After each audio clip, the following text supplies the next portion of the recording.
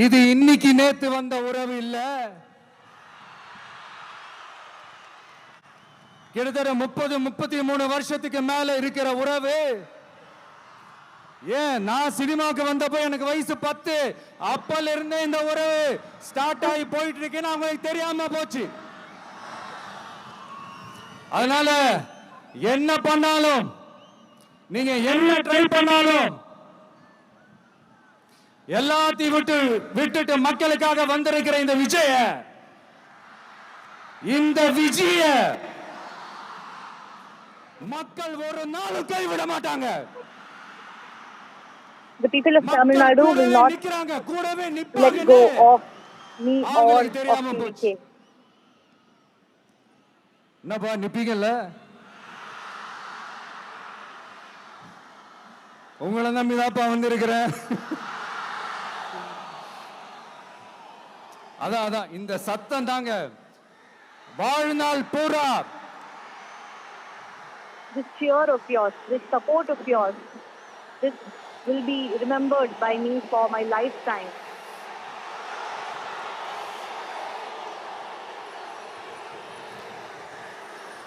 வாழ்நாள் பூரா உங்களுக்கு நன்றியோடவே இருப்பேன்.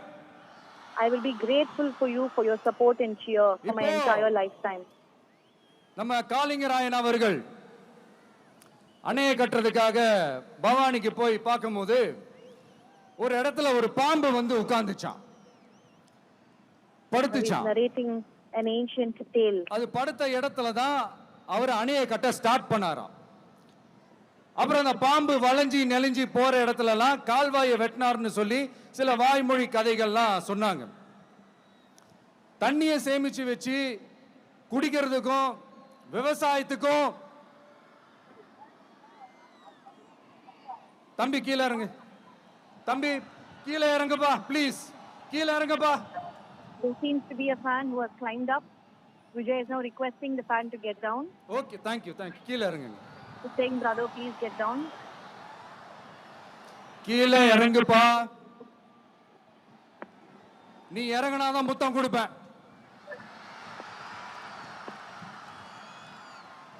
Vijay is very affectionately requesting the fan to get down. He's saying only if he gets down will he give him a kiss. That's what Vijay is saying. A very friendly and an affectionate way of asking a fan to get down, which puts his life in jeopardy.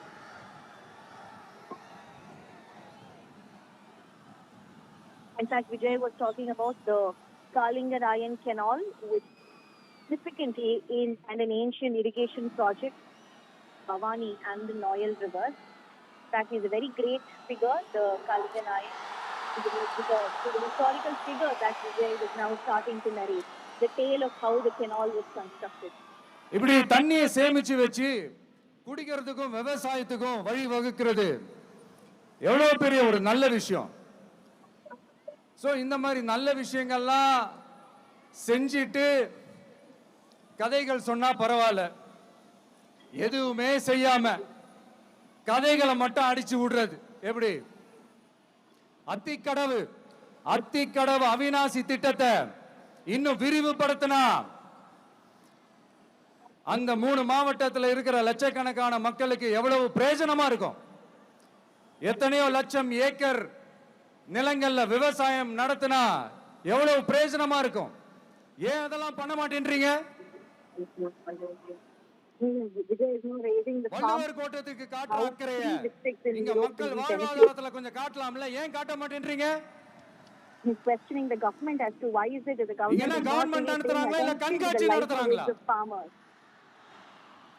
இந்த 21ஆம் நூற்றாண்டிலே மக்களை பத்தி எதுவுமே யோசிக்கிறது இல்ல. ஆனா அந்த காலத்திலேயே இது எல்லாத்தையும் பத்தி யோசிச்ச மக்களை பத்தி, குடிக்கிற தண்ணியை பத்தி, விவசாயத்தை பத்தி, அணை கட்டுறதை பத்தி, கால்வாய் வெட்டுறதை பத்தி, இதெல்லாம் எங்க இருந்து? பவானியில இருந்து நொய்யலாறு வரைக்கும் கால்வாய் வெட்டி இது எல்லாத்தையும் பத்தி யோசிச்ச காளிங்கராயன் அவர்களுக்கு கோடி கும்பிடு போட்டாலும் பத்தாதுங்க.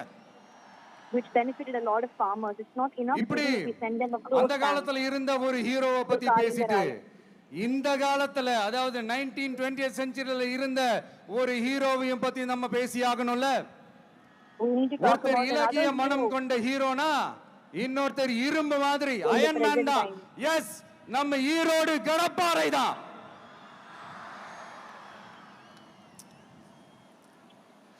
ஒட்டுமொத்த தமிழ்நாட்டையே திருப்பி போட்ட சீர்திருத்த நெம்புகோல் ஈரோடு மாவட்டத்தில் பிறந்த அவர்தான். இந்தியாவுக்கே இடஒதுக்கீடு சம்பந்தமான அரசியல் சட்டத்தை திருத்தறதுக்காக போராட்டம் நடத்தினவர் யாரு? நம்ம தந்தை Periyar. Vijay is talking about Periyar. 100 வருஷத்துக்கு முன்னாடியே வகுப்பு வாரி பிரதிநிதித்துவம் வேணும்னு கேட்டவர். அன்னைக்கும் சரி இன்னைக்கும் சரி ஒரு ஆச்சரியத்தோட பார்க்கக்கூடிய ஒரு மனிதர், நம்மளுடைய கொள்கை தலைவர். அப்ப அண்ணாவும் எம்ஜிஆரும் யாரு? The ideological head of Periyar அவர்கள் கிட்ட இருந்து Periyar எங்களுக்கு today. தேவையான கொள்கைகளை எடுத்துக்கிட்டோம். அவரை ஃபாலோ பண்ற, அவரை வழிகாட்டி ஏத்துக்கிட்ட அண்ணா அவர்கள் கிட்ட இருந்தோம், எம்ஜிஆர் அவர்கள் கிட்ட இருந்தோம் தேர்தல் அணுகுமுறையை எடுத்துக்கிட்டோம். அண்ணாவும் எம்ஜிஆரும் தமிழ்நாட்டோட சொத்து. அவங்கள பயன்படுத்துறத பத்தி யாரும் இங்க கம்ப்ளைண்ட்லாம் பண்ண முடியாது. அண்ணா எங்களோடது, எம்ஜிஆர் எங்களோடது, நீங்களா எடுத்துக்க கூடாது அப்படிலாம் யாரும் இங்க அழுதுட்டு இருக்க முடியாது, சொல்லிவிட்டேன். அதனால நாங்க ஒரு வழியில அரசியல் செஞ்சுக்கிட்டு போயிட்டு இருக்கிறோம். உங்களுக்கு தான் டிவிக்கு ஒரு பொருட்டே இல்லல, அப்புறம் ஏன் கதறீங்க? அப்புறம் ஆளாளுக்கு அங்க போயிட்டு இங்க போயிட்டு புலம்பி தள்ளிக்கிட்டு இருக்கிறீங்க. You all claim இது எப்படி இருக்கு தெரியுமா? TVK is not as important to you, then why are you constantly talking about us everywhere you go? அப்படின்னு சத்தமா சவுண்ட் விட்டுக்கிட்டே சத்தமா பாட்டு பாடிக்கிட்டே இந்த நடுங்கிக்கிட்டே சின்ன பசங்க நடந்து போவாங்க, அந்த மாதிரி இருக்கு. முதல்ல மண்டையில இருக்கிற கொண்டைய மறைங்க சார்.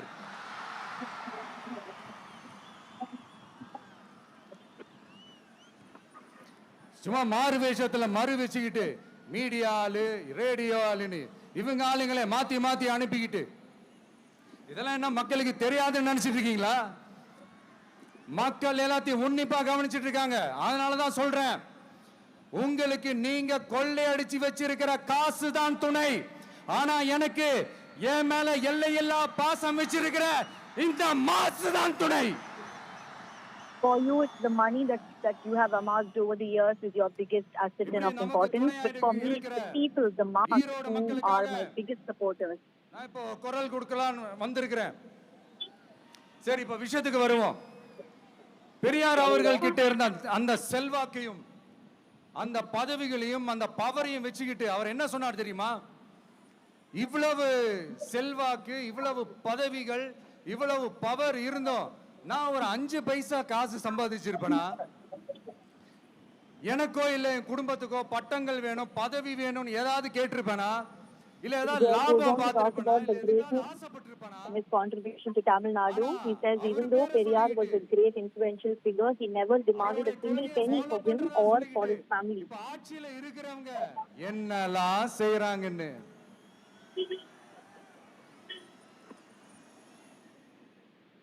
அதனாலதான் சொல்றோம், பெரியார் பேரை சொல்லிக்கிட்டு தயவு செஞ்சு கொள்ளையடிக்காதீங்கயா.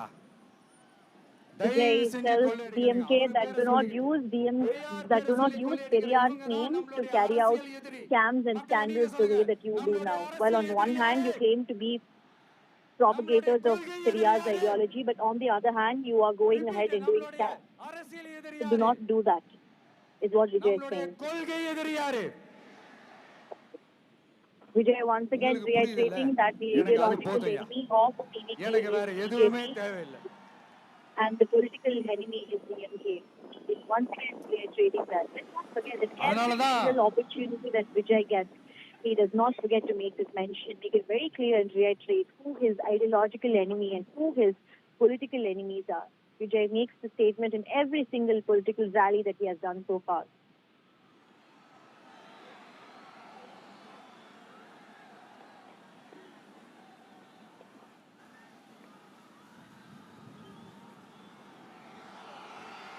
உங்களுக்கு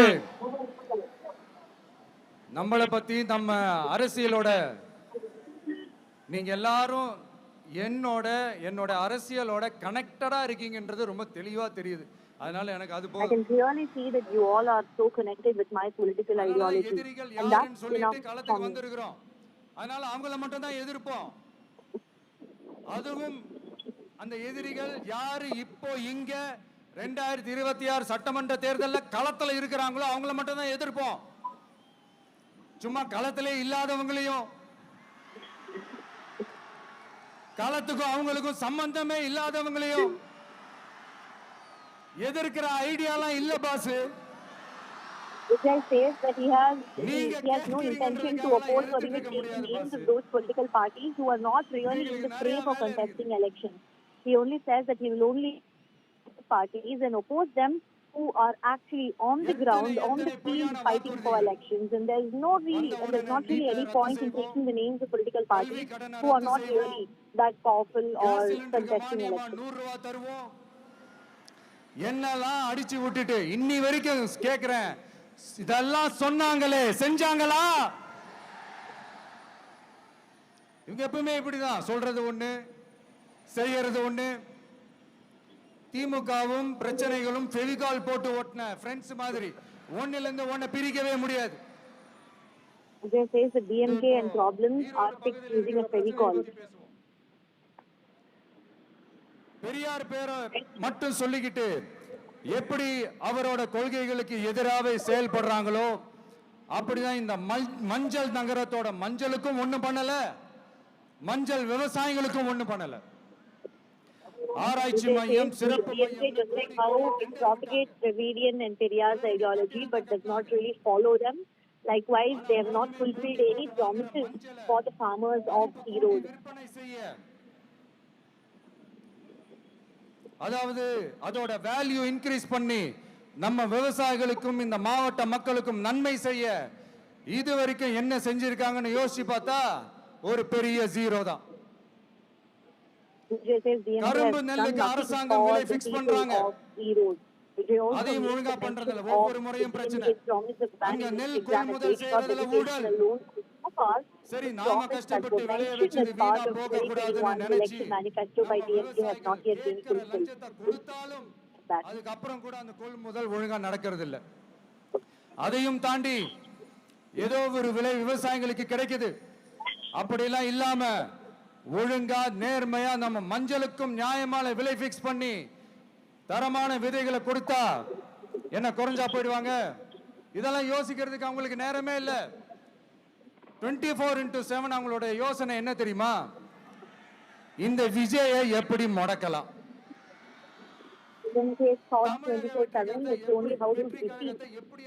முடக்கலாம், அப்படிதான் அவங்களுடைய சிந்தனையே 24/7. எத்தனையோ வருஷத்துக்கு முன்னாடி நம்ம காளிங்கராயர் நதிகளின் இணைப்புக்கு முன்னோடியா இருந்தார். பவானி ஆத்துல வர அதிகமான தண்ணீர் அணை கட்டி தேக்கி தண்ணீர் வறட்சியான பகுதிகளுக்கு அனுப்பினாரு.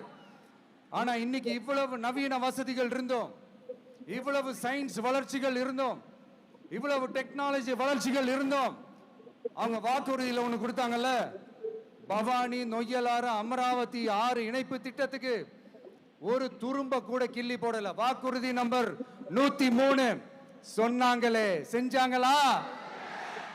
Vijay takes up another promise that was made by DMK in the year 2021 as part of their election manifesto and says that none of those promises that was mentioned. He also demands that a proper rate must be fixed for the prices of turmeric, and he says that nothing has been done so far. ஆத்து மணல கொள்ளையடிக்கிறதுல மட்டும் வேலையை கரெக்டா செய்வாங்க. இதை நான் ஏன் திரும்ப திரும்ப சொல்றேன்னா, மக்களே நீங்க புரிஞ்சுக்கணும். கொஞ்சம் மசந்தா மற்ற மாவட்டங்கள்ல மணல் காணாம போன மாதிரி, மலைகள் காணாம போன மாதிரி, நம்ம மாவட்டத்தில் தனி வளத்தை கொடுத்த செம்மண்ணும் காணாம போறதுக்கு வாய்ப்பு இருக்கு மக்களே. நம்ம மண்ணுக்கும் நம்ம ஆத்துக்கும் நம்ம விவசாயிக்கும் தான் இந்த மோசமான நிலைமை. அதனால ஏதாவது தொழில் செஞ்சு பிழைக்கலாம்னு பார்த்தா அதுக்கும் எங்க விடுறாங்க? தொழில்னு பார்த்தா 30% நெசவாளர்களுக்கு கூலி பாக்கி. அரசாங்கம் நம்ம நெசவாளர்கள் கிட்ட இருந்து கொள்முதல் செய்த வேட்டி சேலைக்கான கூலியை கூட போராடித்தான் வாங்க வேண்டியதா இருக்குது. அது சலுகையோ உதவியோ நலத்திட்டமோ கிடைக்காது. நம்ம உழைப்புக்கான ஊதியம், நம்மளோட உரிமை, அதுக்கே போராட வேண்டிய நிலையில தான் இந்த அரசாங்கம் நம்மளை வச்சிருக்கு. missing in several districts. He makes a tacit mention of illegal sand mining as well and says that a lot of occupations in Erode districts are being taken away by the ruling dispensation. அநியாய விலை வச்சு அதையும் செய்ய விடாம நம்மள முடக்கிடுறாங்க. அந்த peak hours charge கொள்ளையால எத்தனை வருஷமா எவ்வளவு பேர் பாதிக்கப்படுறோம், எவ்வளவு தொழில்கள் பாதிக்கப்படுது. நாமளும் கத்துறோம், போராடுறோம், கோரிக்கை வைக்கிறோம். எதையாவது இவங்க கண்டுக்கிறாங்களா? கொஞ்சம் யோசிங்க. ஏன் கண்டுக்க மாட்டேன்றாங்கன்னு கொஞ்சம் யோசிங்க. அப்பதாங்க பிரைவேட்ல அதிக விலைக்கு கரண்ட் வாங்க முடியும், அதுக்கு டெண்டர் விட முடியும். Alleges that the DMK is favoring private உங்களுக்கும் தெரியும், the occupation of a lot of locals living in Erode. It says that the DMK is only favoring private companies. பிரச்சனைகள் தான்.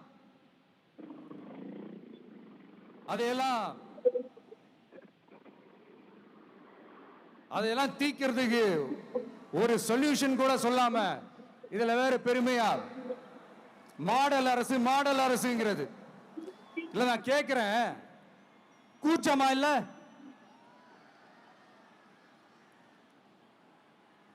Vijay asked DMK if it's not ashamed to have been making so many fake and false promises and not a simple deleting is what Vijay is asking. Vijay என்ன அரசியல பேச மாட்டேன்றாரு, விஜய் என்ன cinema dialogue மாதிரி பேசுறாரு, விஜய் என்ன punch dialogue பேசுறாரு, விஜய் என்ன 10 நிமிஷம் தான் பேசுறாரு, 9 நிமிஷம் தான் பேசுறாரு. நான் எத்தனை நிமிஷம் பேசினா உங்களுக்கு என்ன சார்? நான் எப்படி பேசினா உங்களுக்கு என்ன sir? Vijay is now addressing criticism about him making a lot of punch dialogues and movie dialogues in his election speeches.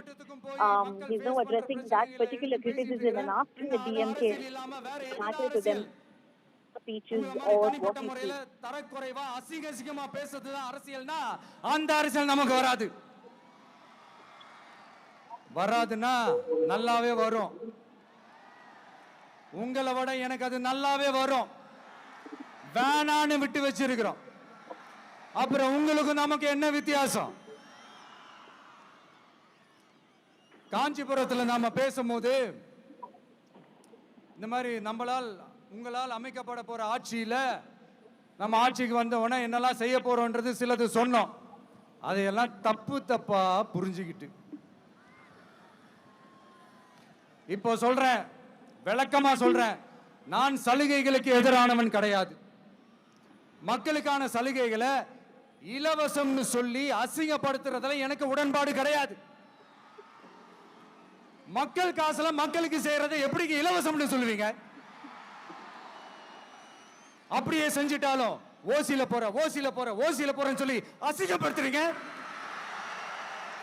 என்ன கேட்கறதுக்கு ஆள் இல்லைன்னு நினைச்சீங்களா? மக்களுக்கு ஒண்ணுன்னா இந்த விஜய் வந்து நிப்பா, இந்த விஜய் வந்து கேள்வி கேட்பா. இந்த விஜய் எப்பவுமே மக்கள் பக்கம் தான். But harming the people of Tamil Nadu, then Vijay will be the first one to come and raise his voice. என் மக்கள் மானத்தோட மரியாதையோட கௌரவத்தோட வாழணும். என் மக்கள் யாருக்கும் கீழே கிடையாது. அப்படி அவங்க கௌரவத்தோட வாழணும்னா அவங்களுக்கான வாழ்க்கை தரம் உயரணும்னா அவங்களோட வாழ்வாதாரம் உயரணும். வாழ்வாதாரம் உயர்ந்தாதான் பொருளாதாரம் உயரும். பொருளாதாரம் உயர்ந்தாதான் வசதி வாய்ப்புகள் உயரும். இதெல்லாம் உயர்ந்தாலே ஆட்டோமேட்டிக்கா அவங்களோட வாழ்க்கை தரம், அவங்களுக்கான மரியாதை, அவங்களுக்கான கௌரவம் எல்லாமே உயரும். இதுக்கான வழிகள், அந்த சூழல்களை அந்த கவர்மெண்ட் அமைச்சு கொடுக்கணும். இதுக்கான அந்த திட்டங்களை செயல்படுத்தணும். இதெல்லாம் செஞ்சாதான் அந்த அரசாங்கம் ஒரு நல்ல அரசாங்கம். இதைத்தான் சொன்னோம்.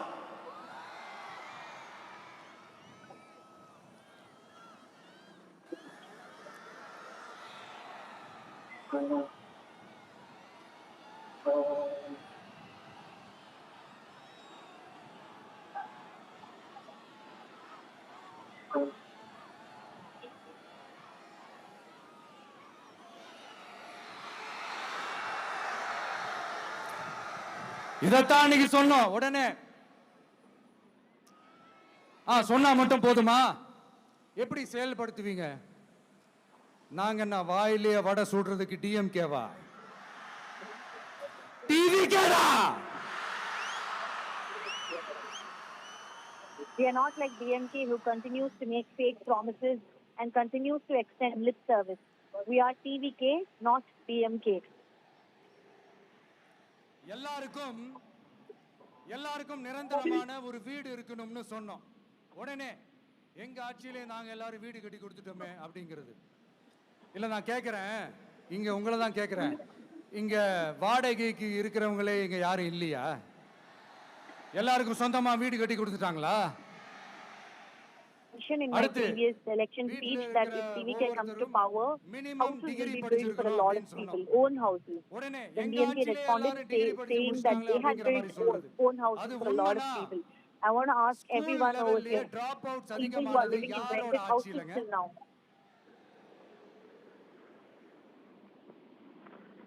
பசங்க பிள்ளைங்க யாரும் ஸ்கூல்ல சேரலன்னு சொல்லிட்டு எனக்கு தெரிஞ்சு 207 கவர்மெண்ட் ஸ்கூல்ஸ் மூடுனது யாரோட ஆட்சியிலங்க? 207 government. இதுல கல்வியில் சிறந்த தமிழ்நாடுன்னு டிராமா வேற.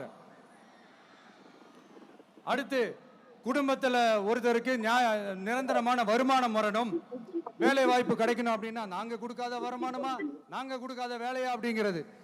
எத்தனையோ லட்சம் காலி பணியிடங்கள் நிரப்புவோம்னு வாக்குறுதி கொடுத்துட்டு ஆட்சிக்கு வந்தீங்கல்ல, எத்தனை லட்சம் காலி பணியிடங்களை நிரப்புனீங்க? அட்லீஸ்ட் 1 லட்சம் காலி பணியிடங்களாவது நிரப்புனீங்களா? இதெல்லாம் சொல்லிட்டு மக்களை ஏமாத்துறது யாரோட ஆட்சியிலங்க? By DMK ever since they came to power. Have they at least fulfilled 1 lakh job vacancies ever since they came to power? தமிழ்நாட்டுல பெண்கள் பாதுகாப்பு தான் அதிகமா இருக்குதா? நீங்க சொல்லுங்க மக்களே, பெண்கள் பாதுகாப்பு இருக்கு? சட்டம் ஒழுங்கு சரியா இருக்கு? அவங்க சொல்றது உண்மையா? அவங்க சொல்றதை நீங்க ஏத்துக்கிறீங்களா? சத்தமா கேக்குதா சார்? இதுதான் ரியாலிட்டி, இதுதான் நிஜம். நம்மளுடைய ஆட்சியில சட்டம் ஒழுங்குல சமரசமே இருக்காது. அதனாலதான் இவ்வளவு ஸ்ட்ராங்கா சொல்றோம், தைரியமா இருங்க மக்களே.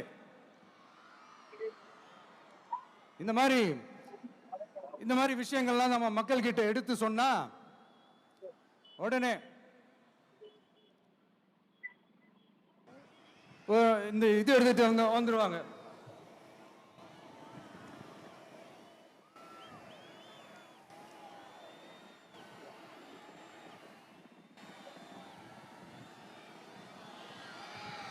இந்த மாதிரி இதெல்லாம் என்னென்ன செய்ய போறோன்றது சிலதெல்லாம் காஞ்சிபுரத்தில் சொன்ன மாதிரி சொன்னா எல்லாத்தையும் தப்பா திருச்சி பேசிக்கிட்டு அவதூறு பரப்பிக்கிட்டு நான் கூட யோசிப்பேன், எம்ஜிஆர் மேடம் ஜெயலலிதா மேடம் ஒரே வார்த்தையில சொல்லி இந்த திமுகவை காலி பண்ணாங்கல்ல, நான் கூட யோசிப்பேன் ஏன் இவ்வளவு ஹார்ஷா பேசுறாங்க, ஏன் இவ்வளவு ஹார்ஷா அவங்கள திட்டுறாங்கன்னு யோசிச்சது உண்டு. இப்பதானே புரியுது. அவங்க 2 பேரும் சொன்னதை இப்ப நானும் ரிப்பீட் பண்றேன். திமுக ஒரு தீய சக்தி, திமுக ஒரு தீய சக்தி, திமுக ஒரு தீய சக்தி, திமுக ஒரு தீய சக்தி. DMK is an evil power. Tீய Sakthi translates to evil power. Vijay keeps repeating that again and again, that DMK is an evil power. Erode மக்களே,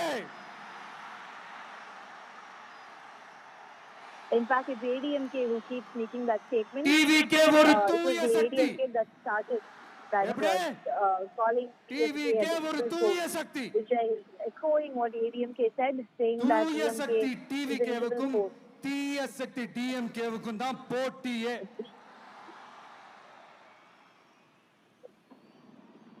என்ன மடக்கலாம்னு நினைக்கிறீங்க, ஆனா இந்த சத்தத்தை ஒரு நாள் உங்களால முடக்க முடியாது. TVK was the pure force and DMK, which is an evil force. He makes it once again very, very clear that 2026 is going to be between TVK and DMK.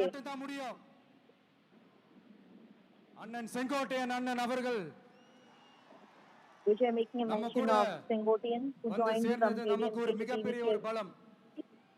அந்த மாதிரி செங்கோட்டையன் அண்ணன் அவர்கள் மாதிரி joining TVK is a very big strength that was added to TVK.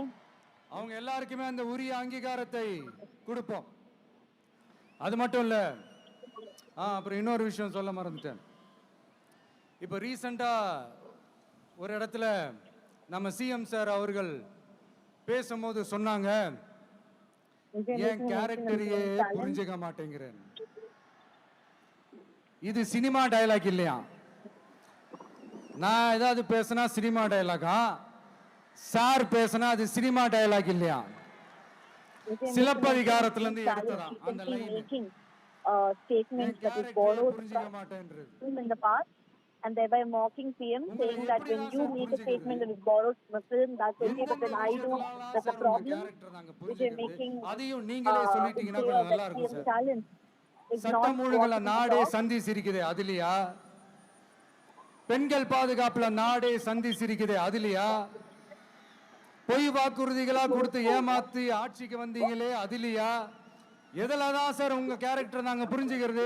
ஆனா ஒண்ணு, தமிழ்நாட்டுல ஆட்சி செய்யற நீங்களும் சரி, ஒன்றியத்துல ஆட்சி செய்யறவங்களும் சரி, நீங்க ரெண்டு பேரும் முதல்ல என்னோட கேரக்டரை புரிஞ்சுக்கணும் சார். என்னோட கேரக்டர்னு சொன்னது நம்ம மக்களோட கேரக்டரை. 2026 சட்டமன்ற தேர்தலோட Stalin and the அந்த union government கேரக்டரே that கொஞ்சம் led by வேற மாதிரி sir. BJP should first understand what the character of அத Vijay is கொஞ்சம் தயவு செஞ்சு நீங்க before புரிஞ்சுக்கணும் making any sir. statement, before moving out புரிஞ்சுக்கலனா against மக்களே it. உங்களுக்கு புரிய வைப்பாங்க சார். கான்ஃபிடென்ட்டா It இருங்க says that if sir. they don't understand, then the நல்லதே people of நடக்கும் Tamil Nadu will sir. make them understand who Vijay is வெற்றி and what his நிச்சயம் character is. Sir. Because மீண்டும் Vijay சந்திக்கும் certain வரை person நன்றி Vijay வணக்கங்க thereby sir. ends the speech. Says thank you. நண்பா நண்பிகள் இங்க வந்து எல்லாம் வந்து பார்த்தோம், எல்லாம் நல்லபடியா நடந்தது. சேஃபா வந்துட்டு சேஃபா வீட்டுக்கு போயிடுங்க. Vijay appealing to all his எனக்கு fans and எல்லாத்தையும் supporters who விட have gathered here, saying நீங்க that தான் they எனக்கு should முக்கியம். safely go back home. தயவு செஞ்சு சேஃப்டியா போயிட்டு வாங்க. ஒரு King calls for Erode safe selfie ஒன்னு and எடுப்போமா? as a priority. In fact, after what happened in Karur, there seems to be a lot of caution that was taken by the TVK and the government also. They're by making a lot of requests and reinforcing how important and what most important safety is when it comes to such events. You can actually see it on the ground how even the entry is of limited access. There are a lot of checks in place just to ensure that there is no surge in crowd that happens.